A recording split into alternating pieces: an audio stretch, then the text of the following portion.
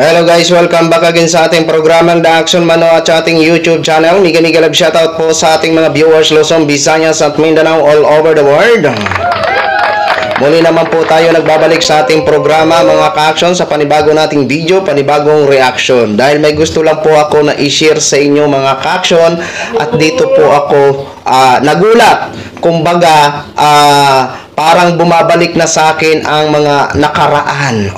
Mga nakaraang campaign na itong salitang ito ang nag-viral talaga sa social media mga ka-action, mga kakamping. Ngayon, nakasulat na naman sa isang Facebook ni Attorney Leni Robredo ang salitang ito. At natuwa po ako mga ka-action, mga kakamping, dahil ito naman siguro ang magiging hudyat o nagtatanong tayo, hudyat na ba ito or sign na ba ito ni Attorney Leni Robredo para lumaban muli sa darating na 2028 presidential elections? Okay? So dito kasi mga ka-action, mga kakamping, may isa po siyang sayaw. Okay? Sayaw po. Okay? Nagsayaw po si Attorney at napaka-cute po ng kanyang mga moves.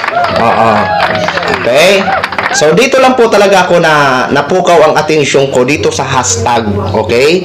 Dito po kasi basahin po natin hashtag Laban Leni. Okay? Alam ko na siguro niya ang hashtag laban sa pagsayaw. Pero nagpukaw ng atensyon po ito sa akin, itong hashtag Laban Leni, kasi nga ito po yung naging viral nung 2022 campaign mga ka-action. So basahin po natin.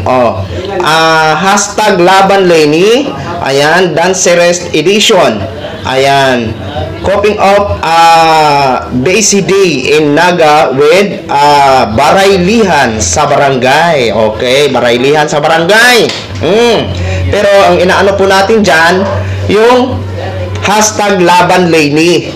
Kaya yung sinasabi ko nga kahapon, nakalimutan ko pala mag-post. Siguro mamaya magpo-post tayo sa Facebook natin na hashtag Leni for President 2028.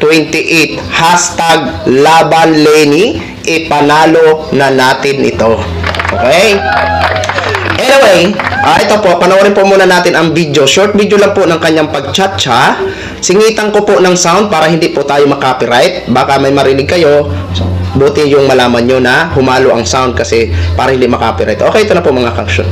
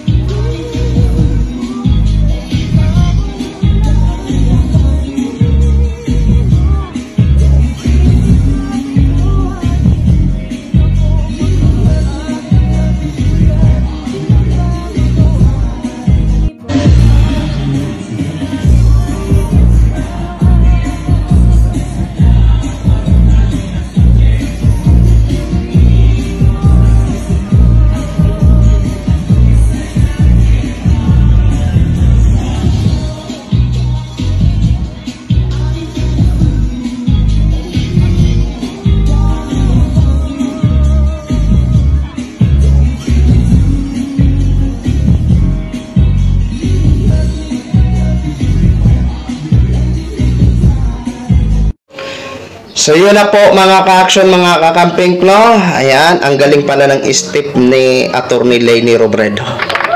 Diba?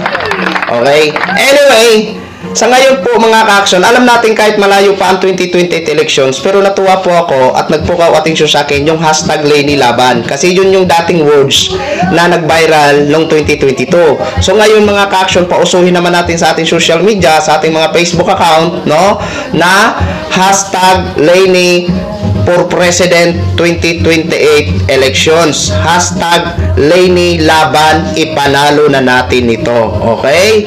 So, para na sa ganun, ma-cool out ang atensyon ni Attorney Leni Robredo na marami na ang gusto naman na kumbaga bilang signature po ito na marami ang gusto na patakbuhin siya sa 2028 para panlaban dito kay Sara Duterte. Okay? Sana wag nyo pong kalimutan yan para na sa ganun action maging call out po ito kay Attorney Lenny Robredo. Okay? So maraming salamat po sa mga viewers natin. Yan lang po mga ka-action, i-share ko lang po sa inyo.